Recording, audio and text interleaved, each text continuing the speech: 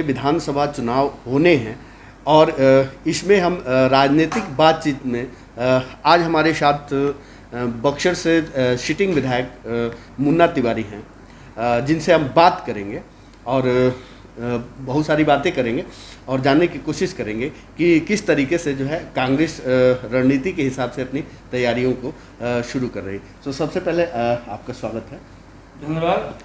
बात के क्रम की शुरुआत करते हुए पहला सवाल मेरा यही है कि जो बक्सर है, बक्सर से आप सिटिंग विधायक हैं, लेकिन पिछले दिनों इस तरीके का एक हवा बनाया गया कि जो है आप ये चुनाव जो है डुमरांव से लड़ने जा रहे हैं या किसी दूसरे जगह से, क्या सच्चाई है इसमें? देखिए, विरोधी का यही काम है।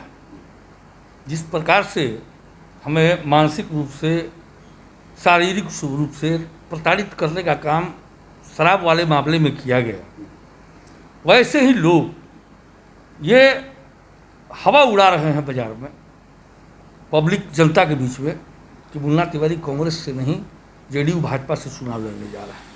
हकीकत ये है कि मैं 35 सालों से इस पार्टी का समर्पित सिपाही हूँ और भारतीय राष्ट्रीय छात्र संगठन LSUI का मैं प्राथमिक सदस्य 1985 में बना। 4 आना का मेंबरशिप हुआ करता था उस जमाने में, और हम जब पार्टी ज्वाइन किए तो कुमुद रंजन झा, पूर्व मंत्री बिहार सरकार, प्रदेश अध्यक्ष थे भारतीय राष्ट्रीय छात्र संगठन, और हमारी पार्टी ने विभिन्न पदों पर रखते हुए मुझे विधायक बनाने का काम किया। फिर किस विषम परिस्थिति में मैं पार्टी छोड़कर दूसरी पार्टी से चुनाव लड़ूंगा?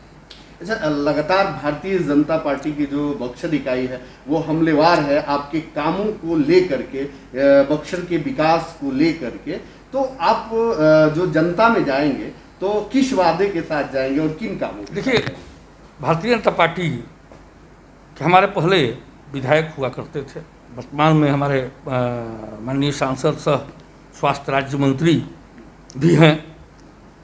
20 सालों में, 25 सालों में बक्सर का जो सर्वांगीण विकास होना चाहिए था वो नहीं हुआ था, और बक्सर की जनता तरसती थी कि हमारे जनप्रतिनिधि हमारे बीच आकर हमसे मिले और जनता के सुख को और दुख को बांटने का काम करे।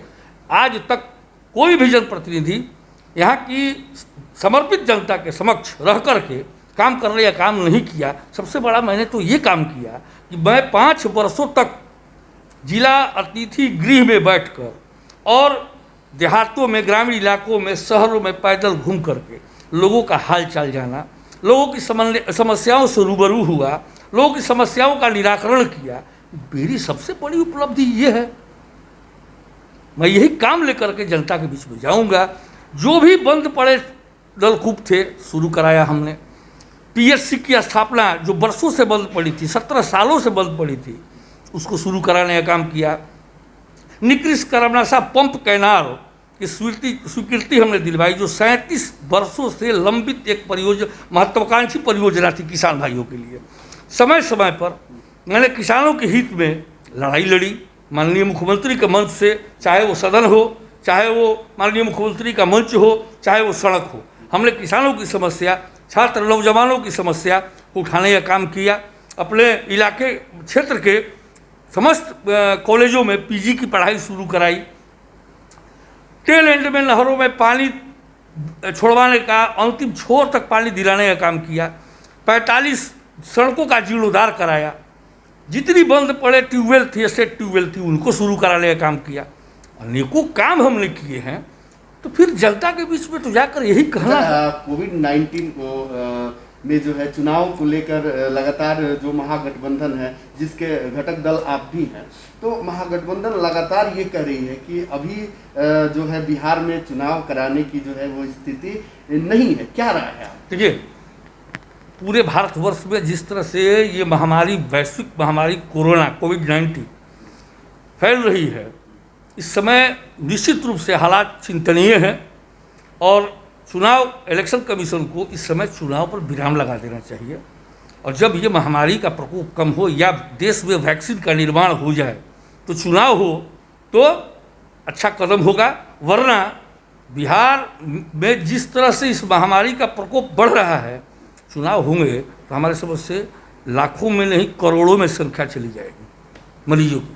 अच्छा, जो शराब कांड था जो जुड़ा हुआ था आपसे, उसके बाद ऐसा कयास लगाया जाने लगा कि जो है कांग्रेस से सीट को लेकर के, तो क्या सच्चाई है? देखिए उसमें तो क्लीन शीट है हमारे पास। जिला प्रशासन को ही मालूम है कि मुन्ना तिवारी जिला अतिथि गृह में बैठा है।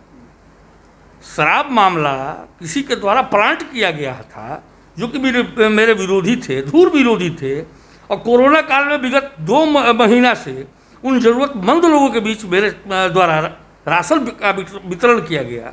इससे विरोधी हतोत्साहित हो गए थे, और जैसा कि आप लोगों को ही मालूम होगा, इसका पृष्ठभूमि तय कर लिया गया था कि क्या करना है, मुन्ना तिवारी को किस तरीके से फंसाना है। 20 मिनट के अंदर ये वाकया होता है, और तमाम मीडिया 20 मिनट के अंदर, बिहार की तमाम मीडिया जान लेती है एक विधायक की, कांग्रेस विधायक की गाड़ी में शराब, क्योंकि बिहार में शराब होम डिलीवरी है। ये तो बेईमानी है कहना कि एक जनप्रतिनिधि, वो भी सुलझा हुआ जनप्रतिनिधि, जो वक्ता है, मुखर वक्ता है, अपनी बात को कहने में कहीं ओज नहीं करता है, फिर वो दारू लेकर के वो घूमेगा जहाँ होम डिलीवरी शराब है। ये सोचने की बात है। तो जिला प्रशासन भी इस मामले को जान गया है, और भविष्य में उद्भेदन भी हो जाएगा इसका, किन लोगों के द्वारा ऐसा कुकृत्य किया गया है। इसलिए इसमें हमें कोई झिझक नहीं है कहने में कि मेरे विरोधियों ने ये शराब प्लांट कराई थी। अच्छा विधायक जी, वो क्या दो चार ऐसे बक्सर के लिए मुद्दे होंगे जो इस बार आप जनता से वादे करेंगे, वो कौन से मुद्दे होंगे? देखिए, मुद्दा तो हमने हिंदुस्तान में प्रकाशित कर दिया है, और एक मेरी पीसी थी उसमें भी मैंने घोषणा किया है। उसमें है नहरों का नवीनीकरण में पक्कीकरण, नवीनीकरण कराते हुए मतलब अत्याधुनिक व्यवस्था में पक्कीकरण। दूसरा है जो नौजवान प्रशिक्षित बेरोजगार हैं बक्सर के, चौसा थर्मल पावर में उनको रोजगार दिलाना।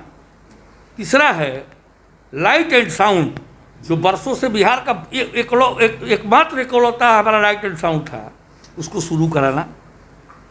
5 मुद्दे थे, 2 मुद्दे भूल रहा हूँ, लेकिन भविष्य में मुझे उम्मीद है कि वो भी मुद्दे हमारे सामने 2 का खुलासा कर दूंगा मैं।